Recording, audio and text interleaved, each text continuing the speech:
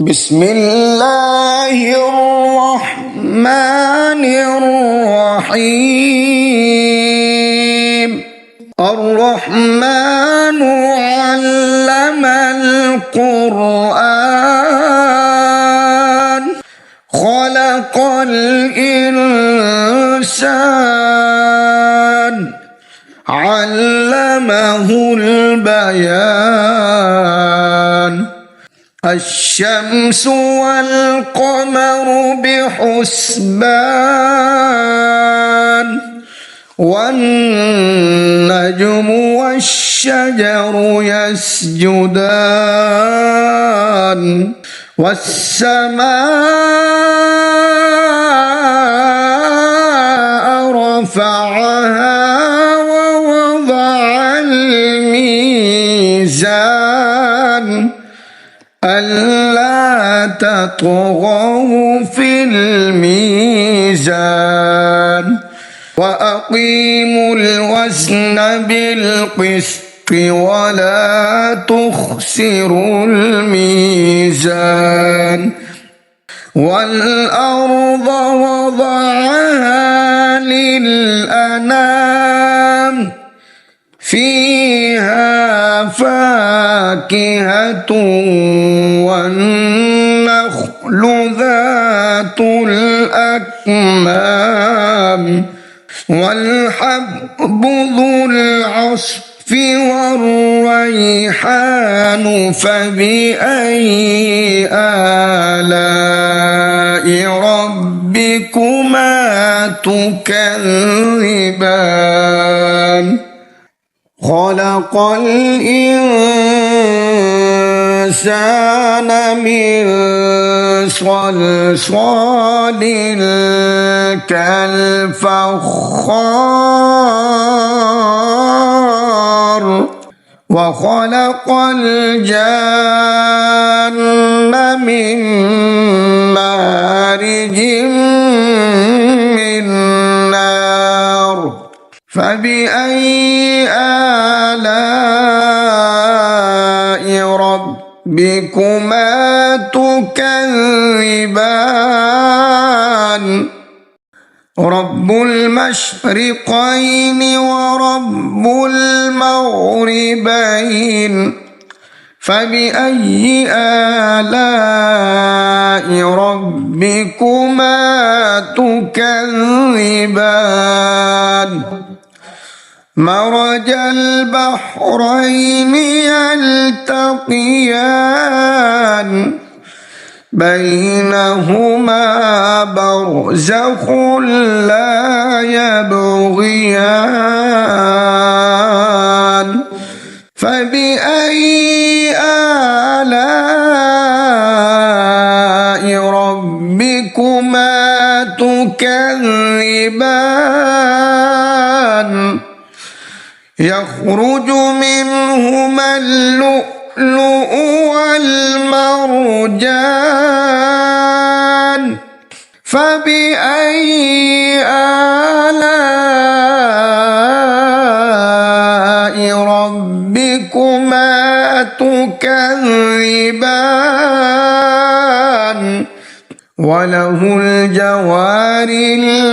المنشآت في البحر كالأعلام فبأي آلاء ربكما تكذبان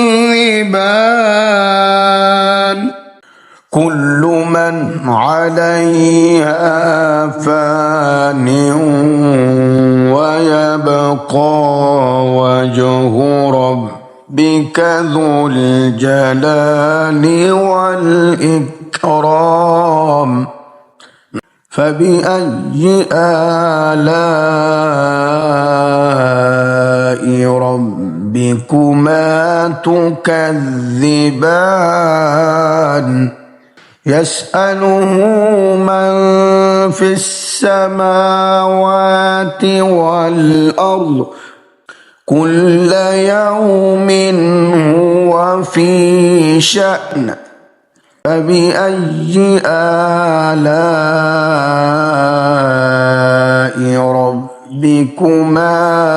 تكذبان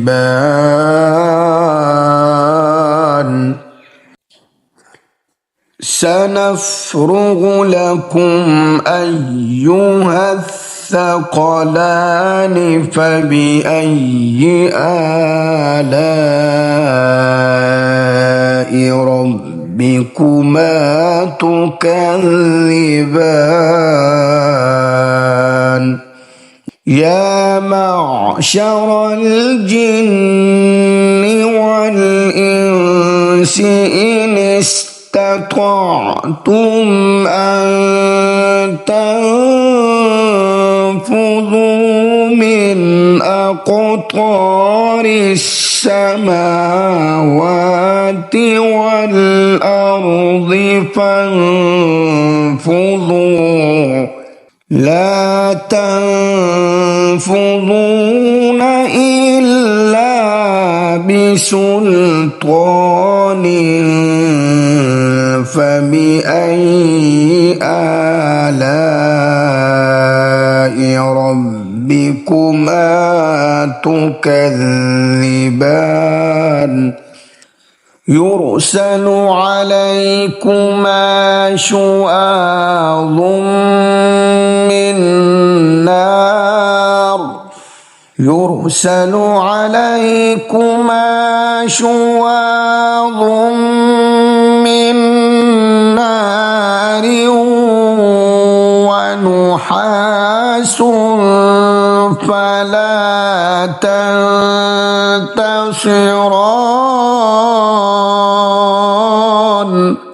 فبأي آلاء ربكما تكذبان فإذا انشقت السماء فكانت وردة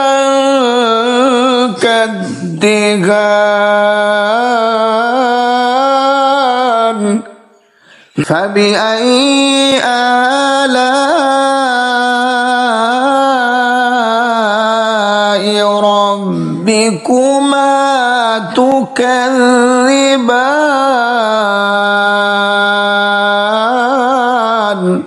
يومئذ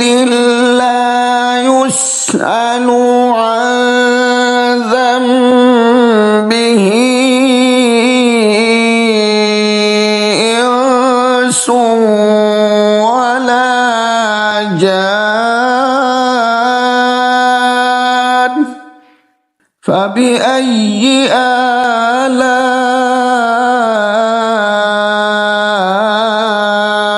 ربكما تكذبان يعرف المجرمون بسيماهم فيؤخذ بالنواصي والأقدام فبأي آلاء ربكما تكذبان هذه جهنم التي يكذب بها المجرمون يطوفون بينها وبين حميم آن فبأي آلاء ربكما تكذبان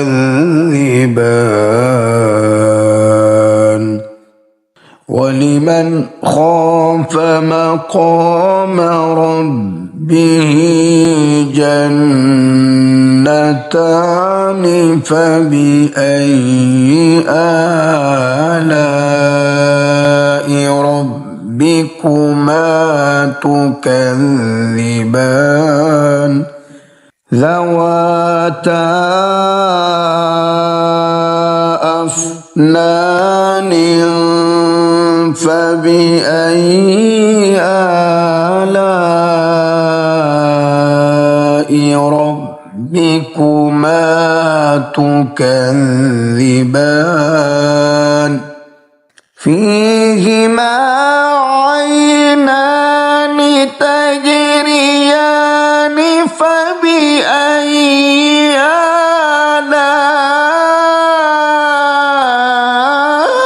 آلاء ربكما تكذبان فيهما من كل فاكهة زوجان فبأي آلاء ربكما تكذبان متكئين على فرش بطائنها من استبرق وجنى الجنتين دان فبأي آلاء ربكما تكذبان فيهن قاصرات الطرف لم يطمثهن إنس قبلهم ولا جان فبأي آلاء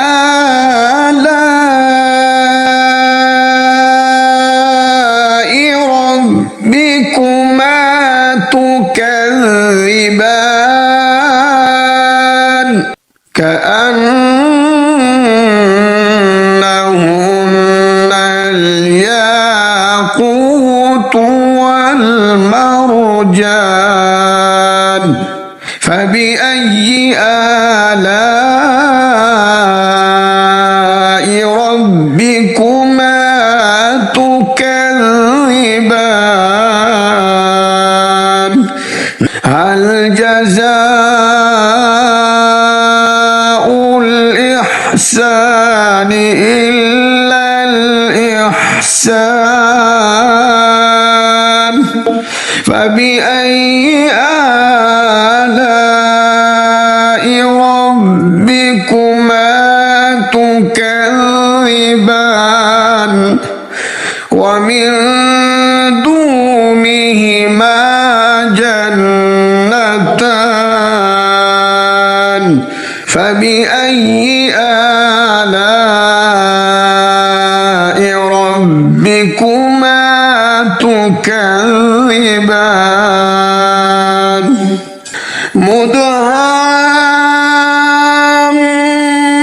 مدهامتان فبأي آلاء ربكما تكذبان فيهما عينان نضاختان فبأي آلاء ربكما تكذبان فيهما فاكهة ونخل ورمان فبأي آلاء ربكما تكذبان فيهن خيرات حسان فبأي آلاء ربكما تكذبان حور مقصورات في الخيام فبأي آلاء تكذبان لم يطمثهن إنس قبلهم ولا جان فبأي آلاء ربكما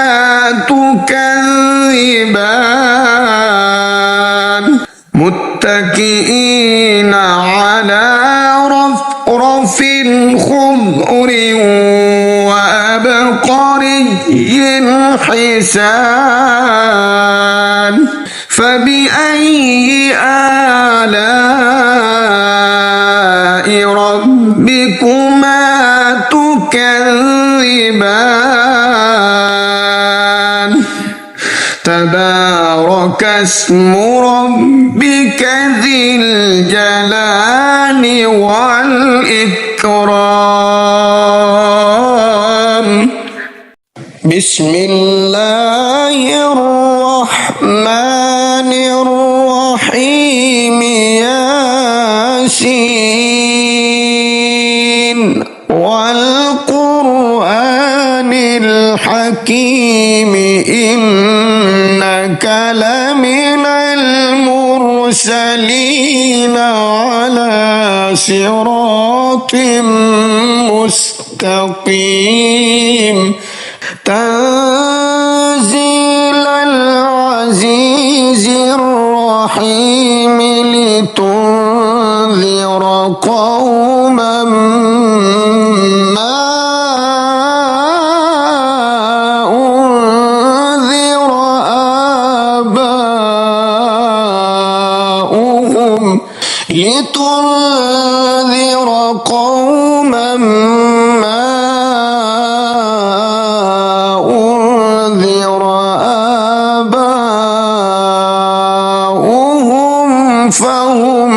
غافلون لقد حق القول على أكثرهم فهم لا يؤمنون إنا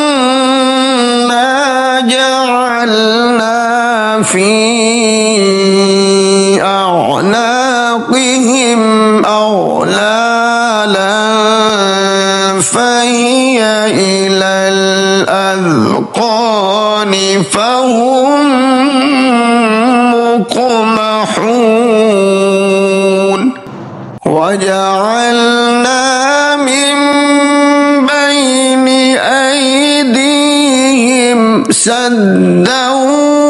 ومن خلفهم سدا فأغشيناهم فهم لا يبصرون وسواء عليهم أأنذرتهم أم لم تنذرهم لا يؤمنون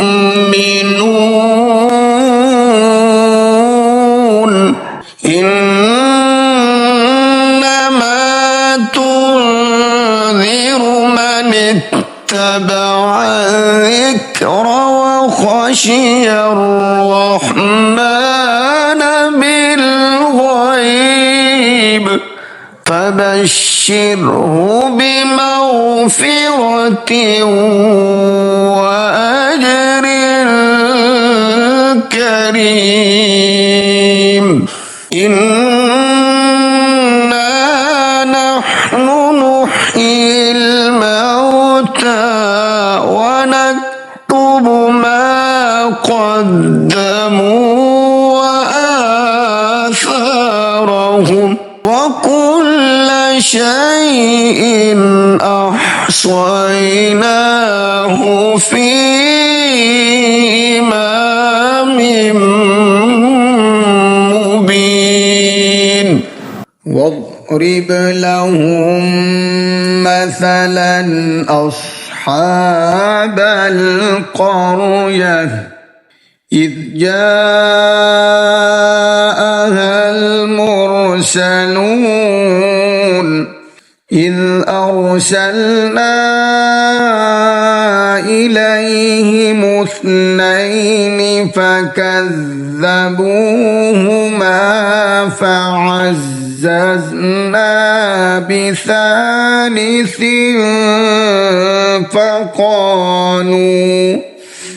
فقالوا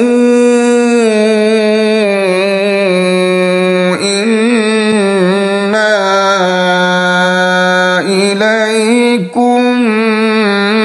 مرسلون قالوا ما أنتم إلا بشر مثلنا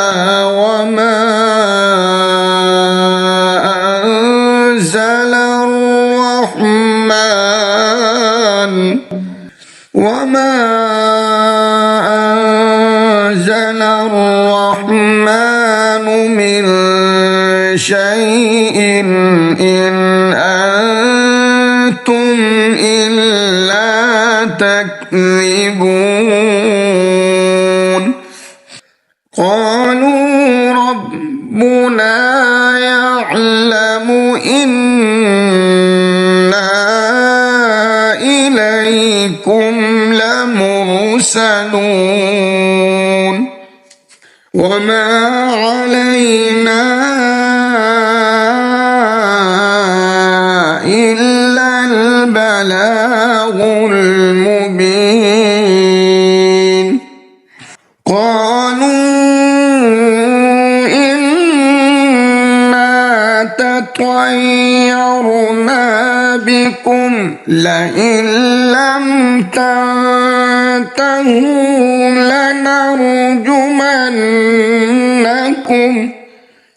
لنرجمنكم وليمسنكم منا عذاب أليم قالوا طائركم معكم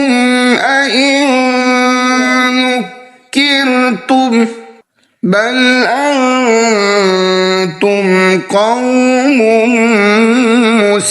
مسرفون وجاء من أقصى المدينة رجل يسعى قال يا قوم اتبعوا المرسلين اتبعوا من لا يسألكم أجرا وهم مهتدون وما لي لا أعبد الذي فطرني وإليه ترجعون أأتخذ من دونه آلهة إن يردني الرحمن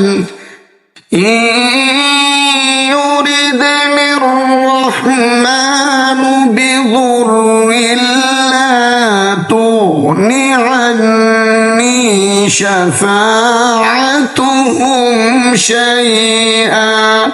شفاعتهم شيئا ولا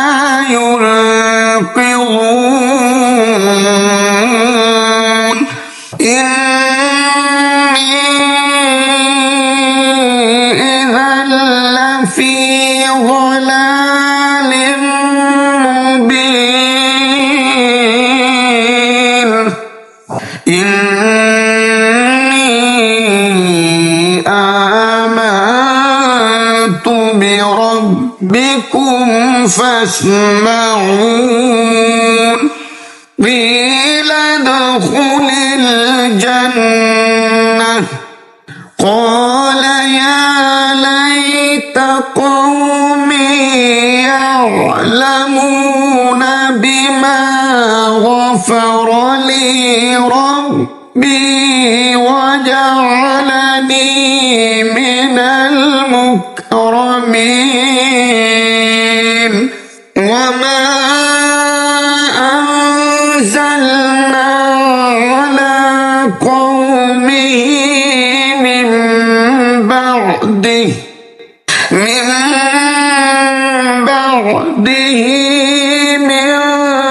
جود من السماء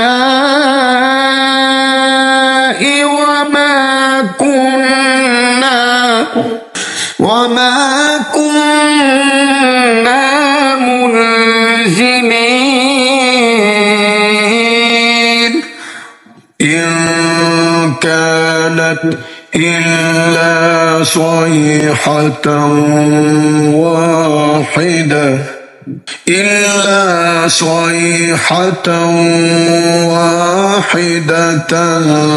فإذا هم خامدون يا حسرة على العباد ما يأتيهم من رسول إلا كانوا به يستهزئون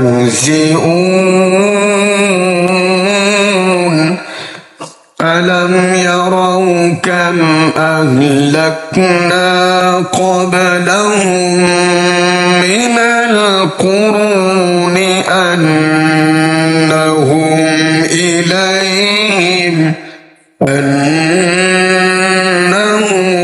إليهم لا يرجعون وإن كل لما جميع لدينا محضرون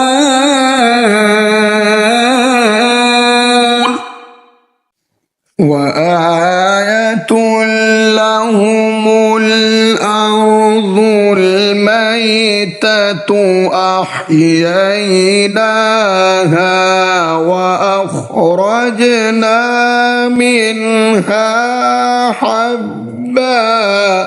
وأخرجنا منها حبا فمنه يأكلون وجعلنا فيها جنات من نخيل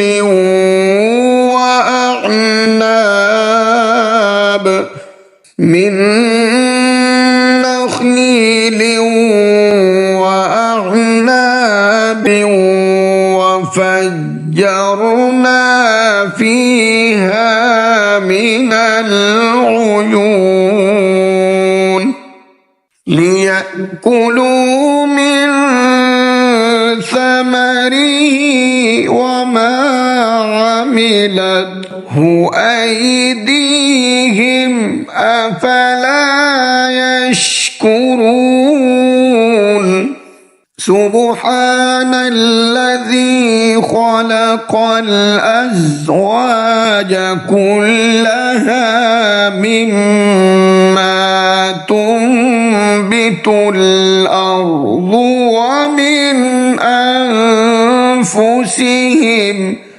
ومن أنفسهم ومما لا يعلمون وآية لهم الليل نسلخ منه النهار فإذا هم مظلمون الشمس تجري لمستقر لها ذلك تقدير العزيز العليم والقمر قدرناه منازل حتى عاد كالعرجون القديم لا الشمس ينبغي لها أن تدرك القمر ولا الليل سابق النهار وكل في فلك يسبحون وآية لهم أنا حملنا ذريتهم في الفلك المشحون وخلقنا لهم من مثله ما يركبون وإن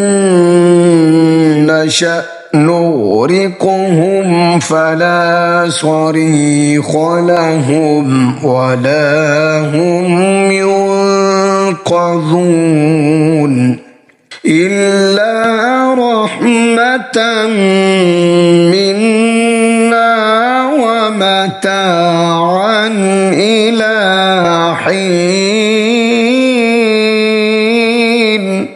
وإذا قيل لهم اتقوا ما بين أيديكم وما خلفكم لعلكم ترحمون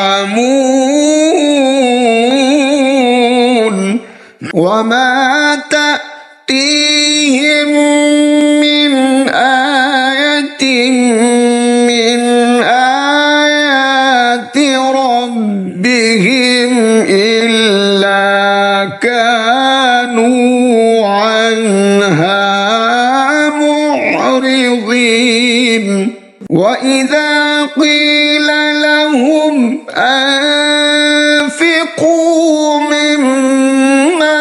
رزقكم الله قال الذين كفروا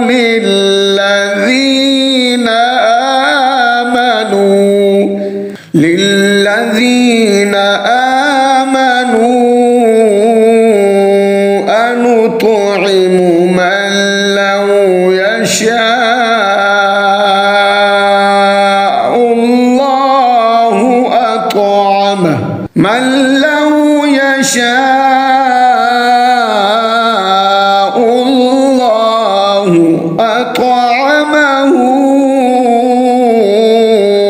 إن أنتم إلا في ضلال مبين ويقولون متى هذا الوعد إن كنتم صادقين ما ينظرون إلا صيحة واحدة تأخذهم وهم يخصمون فلا يستطيعون توصية ولا إلى أهلهم يرجعون ونفخ في الصور فإذا هم من الأجداث إلى ربهم ينسلون قالوا يا ويلنا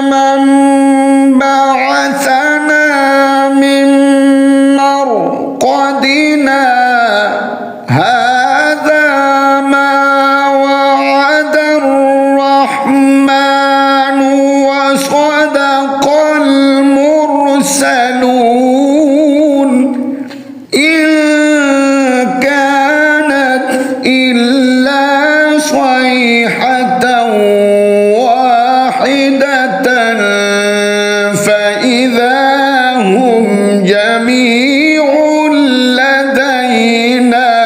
محضرون فاليوم لا تظلم نفس شيئا ولا تجزون إلا ما كنتم تعملون إن أصحاب الجنة اليوم في شغل فاكهون هم وأزواجهم في ظلال على الأرائك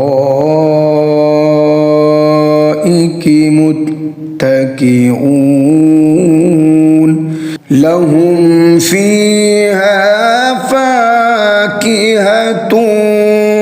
ولهم ما يدعون سلام قولا من رب رحيم وامتازوا اليوم أيها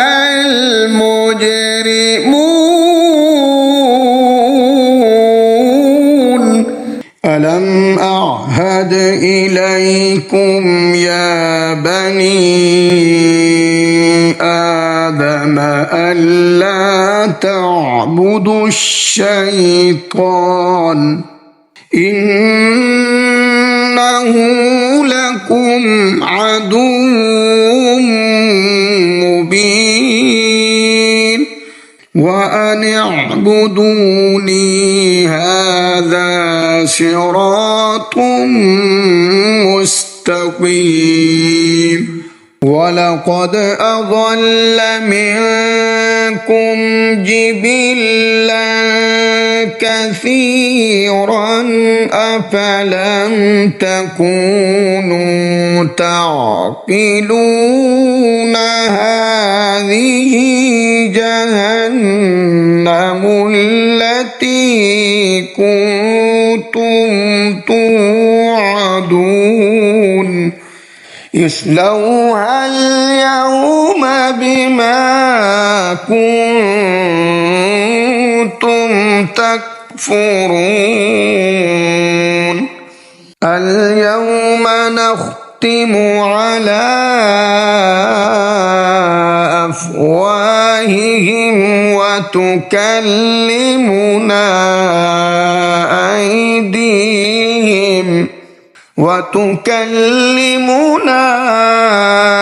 أيديهم وتشهد أرجلهم بما كانوا يكسبون ولو نشاء لطمسنا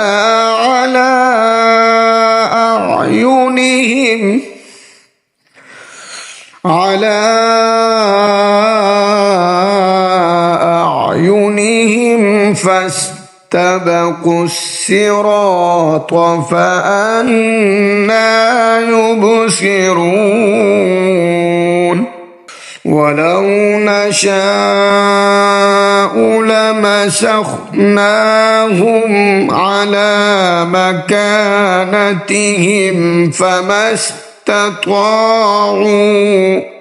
فما استطاعوا مضيا ولا يرجعون ومن نعمره ننكسه في الخلق أفلا يعقلون وما علمناه الشعر وما ينبغي له إن هو إلا ذكر وقرآن مبين لينذر من كان حيا ويحق القول على الكافرين أولم يروا أنا خلقنا لهم مما عملت أيدينا أنعاما فهم لها مالكون وذللناها لهم فمنها ركوبهم ومنها يأكلون ولهم فيها منافع ومشارب أفلا يشكرون واتخذوا من دون الله آلهة لعلهم ينصرون لا يستطيعون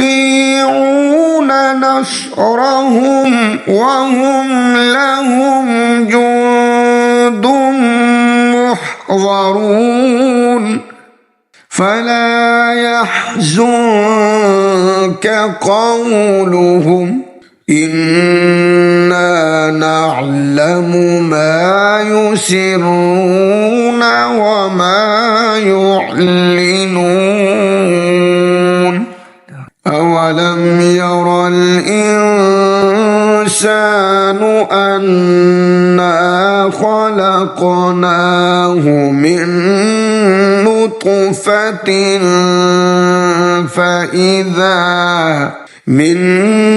نطفة فإذا هو خصيم مبين وضرب لنا مثلا ونسي خلقه قال من يحيي العظام وهي رميم قل يحييها الذي أنشأها أول مرة وهو بكل خلق عليم الذي جعل لكم من الشجر الأخضر نارا فإذا أنتم منه توقدون أوليس الذي خلق السماوات والأرض بقادر على أن يخلق مثلهم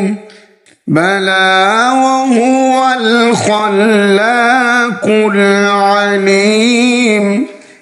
إنما أمره إذا أراد شيئا أن يقول له كن فيكون